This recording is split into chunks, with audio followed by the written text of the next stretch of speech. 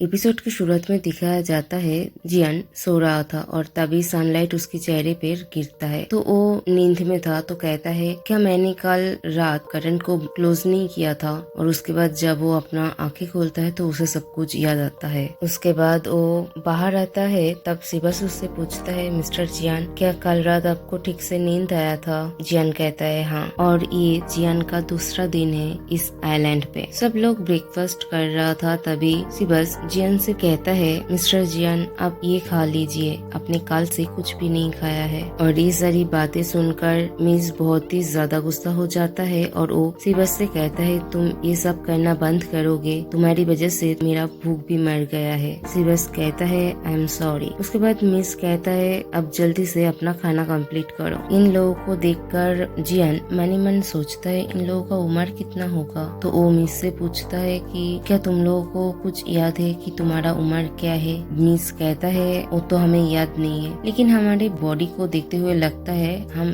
सब एडल्ट है। उसके बाद मिस जियान से पूछता है क्या तुम प्रॉपर राफ्ट बनाना चाहते हो। जियान कहता है हाँ, लेकिन उसके लिए मुझे प्लास्टिक बोतल की जरूरत है। मिस कहता है ठीक है तुम अपना काम शुरू करो, मैं तुम्हारे लिए वो सब कलेक्ट करता हूँ। ये सुनकर जियान तो बहुत ही ज्यादा खुश हो जाता है और कहता है क्या सच में। मिस कहता है हाँ, और तुमने तो कहा था कि तुम एक साइंस टीचर हो और तुम एक राफ्ट भी ठीक से बना नहीं पा रहे हो। अगर तुम जाना ही चाहते हो तो जल्दी से जाओ क्योंकि हमारे पास खाना लिमिटेड है। जियान कहता है तुम टेंशन मत लो, मैं जल्द से जल्द यहाँ से चला जाऊंगा। और सिबस को कहता है सिबस तुम जल्दी से अपना खाना कंप्लीट करो, हमें सी उइड भी लेने जाना है। सिबस कहता है हाँ। उसके बाद दिखाया जाता है जियान अपना राफ्ट तैयार कर रहा था। तब सिबस उसके पास जाकर कहता है मिस्टर जियान मुझे तुमसे कुछ बात करना है। जियान कहता है हाँ बोलो, लेकिन तुम सी उइड लेने नहीं गए। सिबस कहता है हाँ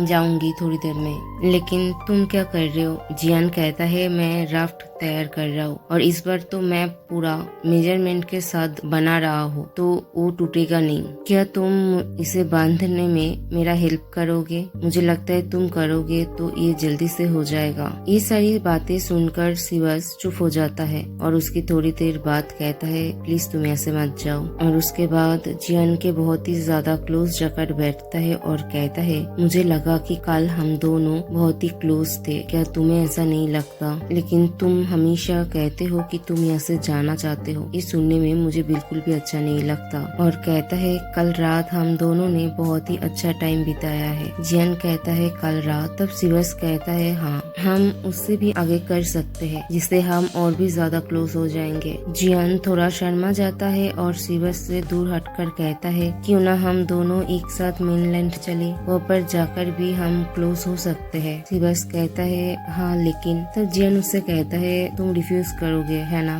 सिबस कहता है हाँ। उसके बाद जियान मन ही मन सोचता है मुझे ऐसे किसी के साथ अटैच्ड नहीं होना है जिसका कोई इंटेंशन ही नहीं है यहाँ से जाने का, मुझे बिल्कुल भी अटैच नहीं होना है। उसके बाद जियान अपना काम करने लगता है और सिबस जियान को देखने लगता है। तब जियान उससे पूछता है तुम यहाँ पर क्या कर रहे हो, तुम सी उइड लेने नहीं जाओगे और तुम्हारे पास एक नाइफ होगा। सिबस कहता है मेरे पास नहीं है। तब जियान कहता है लेकिन कल तो तुम्हारे पास एक नाइफ था। तभी मिस वहाँ पर आता है और कहता है नाइफ मेरे पास है, एक सेकंड रुको। और राफ्ट बनाने के लिए जितना भी सामान चाहिए था मिस वो लाकर जियान को देता है। उसके बाद सिबस को कहता है तुम मेरे साथ चलो और सिबस को पकड़ कर लेकर जाने लगता है। तब सिबस जियान को कहता है मैं तुमसे थोड़ी देर बाद मिलता हूँ। जब वो दोनों जा रहा था जियान उन दोनों को देखकर मन ही मन सोचता है मुझे बहुत बुरा लगता है, इतना बड़ा होकर भी वो मिस की हर बात सुनता है। मुझे समझ में नहीं आता मिस कितना अच्छा दोस्त है कि सिबस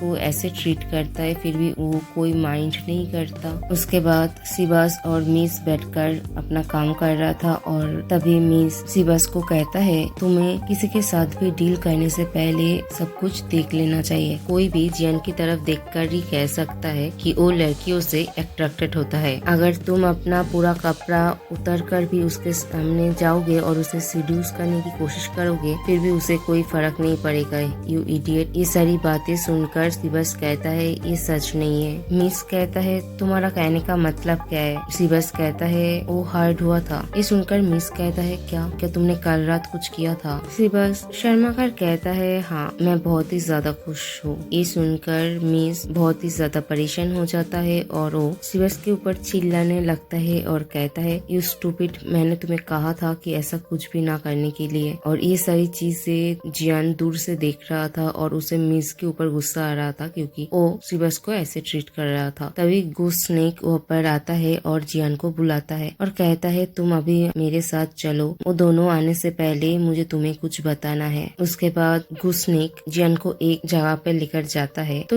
जियान उससे पूछता है क्या हुआ, तुम्हें क्या बताना है और हम यहाँ पर चुप भी क्यों रहे हैं? तब गुस स्नेक जियान को धीरे से कहता है मैंने सुना है आंधी आने वाला है, मुझे लगता है इस टाइम राफ्ट लेकर समुद्र पे जाना सही नहीं होगा। जियान कहता है लेकिन मैंने तो ऐसा कुछ भी नहीं सुना। और तभी वहाँ पर मिस आ जाता है और कहता है तुम दोनों यहाँ पर क्या बात कर रहे हो? मिस को देखकर गुस स्नेक थोड़ा डर जाता है और उसके बाद वो जियान को एक ब्रेसलेट देता है और कहता है तुम्हें मस्क्यूटो ने बहुत ही ज्यादा बाइट किया है तो तुम ये तुम्हारे पास रखो। उसके बाद मिस गुस स्नेक को वहाँ से लेकर चला जाता है। जियान को तो समझ में नहीं आता है कि क्या हो रहा है और वो ब्रेसलेट की तरफ देखकर कहता है ये क्या है। उसके बाद दिन बीतता रहता है और वो लोग मस्ती करता रहता है और जियान राफ्ट तैयार करने लगता है। लेकिन इसी दौरान सिबस जियान से बार बार बात करने की कोशिश करता है लेकिन जियान इग्नोर करता है। और उसके बाद एक दिन जियान सो रहा था और मैंने मन सोचता है अभी मुझे समझ में आ रहा है कि सिबस यहाँ से क्यों नहीं जाना चाहता, क्योंकि यहाँ पर चिंता करने के लिए कुछ भी नहीं है। जो तुम्हारा मन करता है तुम वो कर सकते हो, शायद इसीलिए। उसके बाद